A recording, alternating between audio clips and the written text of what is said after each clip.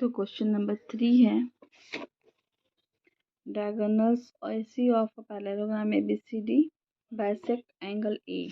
मतलब इस पैरेललोग्राम में ABCD पैरेललोग्राम है जिसमें AC जो है वो एंगल A को बाइसेक्ट कर रहा है। दैट मीन्स ये एंगल और ये एंगल दोनों इक्वल हैं।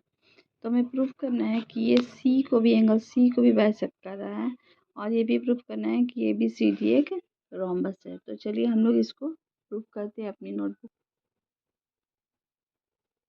तो इसमें हमने एक पैरेललोग्राम ABCD यहाँ ड्रॉ कर लिया है।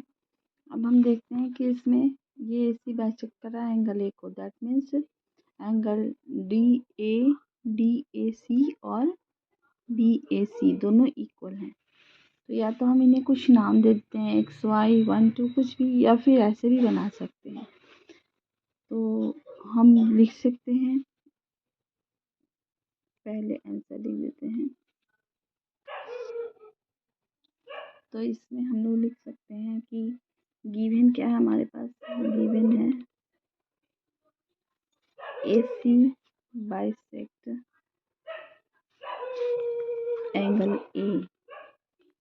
That means angle DAC is equal to angle BAC।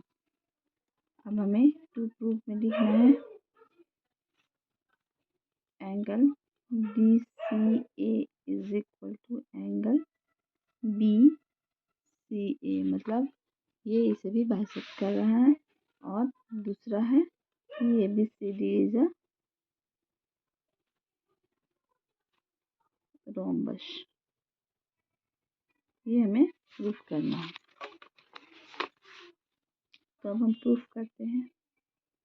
Proof में लिखते हैं एंगल DAC यानी और एंगल BAC दोनों इक्वल हैं। Angle DAC equal to angle BAC, ये गिवन है। और हम देख रहे हैं कि क्या है, पैरेललोग्राम है। दैट मीन्स DC और AB पैरेलल है और AC डायगोनल है जो कि इसको यहाँ पर और यहाँ पर कट कर रही है। तो दैट मीन्स ये एंगल और ये angle DCA angle DCA is equal to angle BAC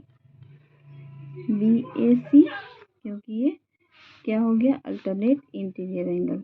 alternate interior angle और एंगल उसी तरह से एंगल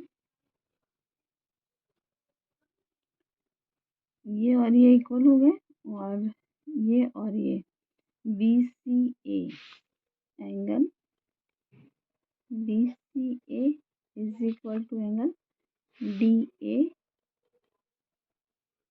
ये भी अल्टरनेट इंटीरियर एंगल हो गया।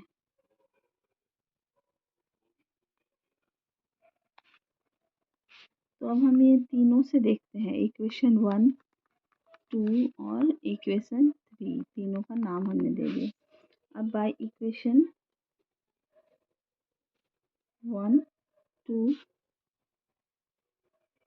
एंड 3 हम लिख सकते हैं कि angle DAC is equal to angle BAC is equal to angle DCA is equal to angle BCA।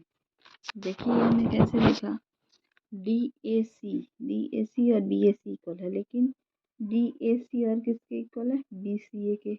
That means BC और BAC भी इक्वल हो गया।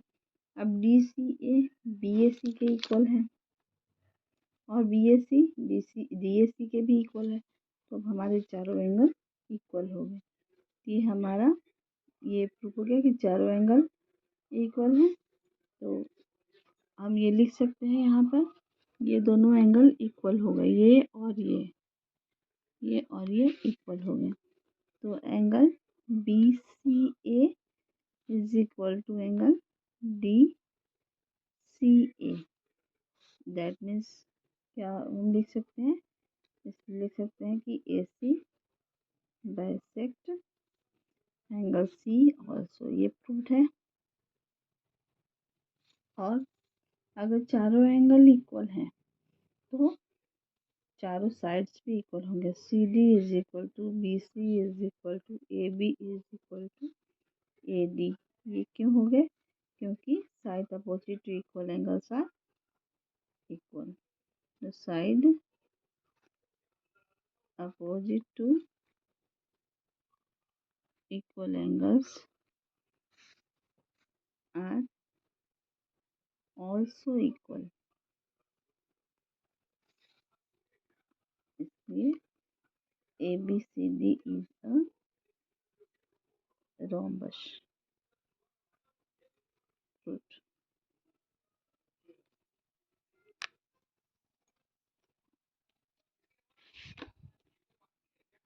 तो हम लोग नेक्स्ट क्वेश्चन नेक्स्ट वीडियो में करते हैं।